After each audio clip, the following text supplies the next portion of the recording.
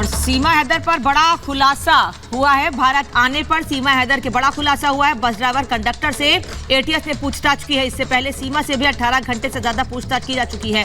12 मई को पोखरा में बस में बैठी थी सीमा और वहीं से भारत आई थी मृदुल। और बड़ी जानकारी आपको ये दे दें कि 12 मई को पोखरा में जिस बस में सीमा बैठी थी वो मैत्री बस सेवा है।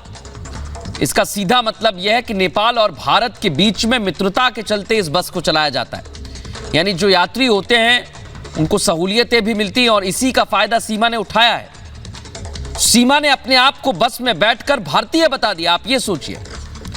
और जैसा बताया जा रहा है कि अवैध तरीके से कागजात पहले ही बनवाए थे, वो सीमा के पास मौजूद थे। उसने भारतीय बताया, अवैध कागजात दिखाए, जाली दस्तावेज दिखाए और फिर भारत में एंट्री ली। जो बस के कंडक्टर हैं, ड्राइवर हैं, उनसे भी पूछताछ की गई है। पूछताछ की तैयारी है।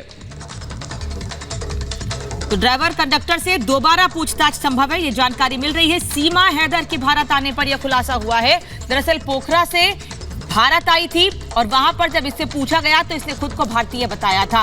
12 मई को पोखरा में बस में बैठी थी और 13 मई को नेपाल से नोएडा पहुंची थी। ड्राइवर कंडक्टर जिस बस में सवार थी उस बस के ड्राइवर कंडक्टर, क्योंकि प्राइवेट कंपनी की बस थी तो इसीलिए वो ड्राइवर कंडक्टर, उनसे पहले तो एक बार पूछताछ की जा चुकी है, अब दोबारा भी उनसे पूछताछ संभव है, ऐसी जानकारी मिल रही है। और हमारे सहयोगी साहिल इस वक्त हमारे साथ जुड़ गए, सीधे उनका रुख करते हैं। साहिल, क्या जानकारी और अपडेट्स हैं, किस तरह से पुलिस की जांच आगे बढ़ रही है? बिल्कुल, सीमा हैदर मामले में रोजाना जो है नए खुलासे हो रहे हैं। यूपी एटीएस जो है लगातार इस मामले में बारीकी से जांच कर रही है और जो भी इस मामले से जुड़े लोग हैं उनसे पूछताछ कर रही है। अब ये नई जानकारी निकल के सामने है कि 12 मई को पोखरा नेपाल से सीमा हैदर जो थी वो सृष्टि ट्रैवल की एक बस के अंदर सवार होकर आई थी। इस वक्त मैं दिल्ली में उनकी ब्रांच के बाहर मौजूद हूँ। सृष्टि ट्रैवल इनका एक ऑफिस है दिल्ली के सौरी नगर में।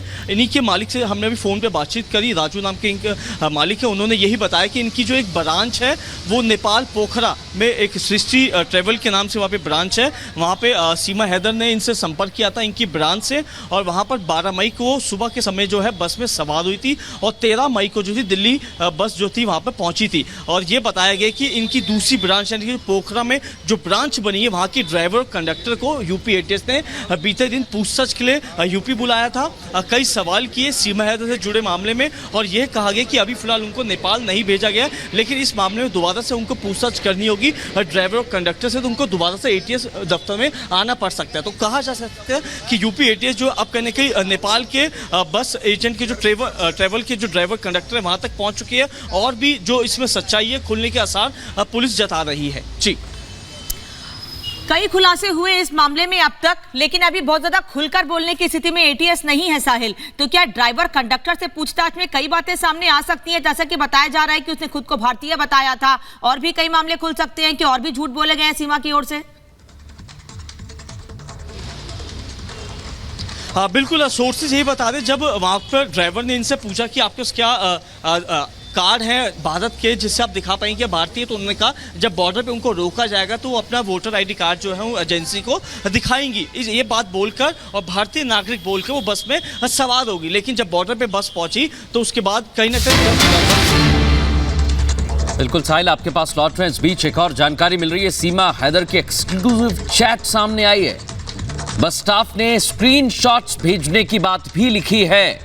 सीमा ने पेमेंट का स्क्रीनशॉट भेजा था। तो अब ये एक एक करके धीरे धीरे जानकारी सामने आ रही है और सीमा ने जो बस स्टाफ है वो बता रहा है कि उसने स्क्रीनशॉट भेजा, जो पेमेंट किया था वो भी भेजा गया और भी चर्चा हुई थी और वो स्क्रीनशॉट भी हम आपको टीवी स्क्रीन पर दिखा रहे हैं। सीमा ने इसी बस में नेपाल से भारत का अवैध तरीके से सफर किया। ये बड़ी बात है अनामिका। और पेमेंट बाद में किया था, जो पेमेंट किया था उसका स्क्रीनशॉट जो सीमा ने भेजा था बस ड्राइवर कंडक्टर को, वही स्क्रीनशॉट अब दिखाया गया है कि ऐसे पेमेंट किया गया था। और भी बातें निकलकर सामने आ रही हैं कि उसने बताया था वो भारतीय है।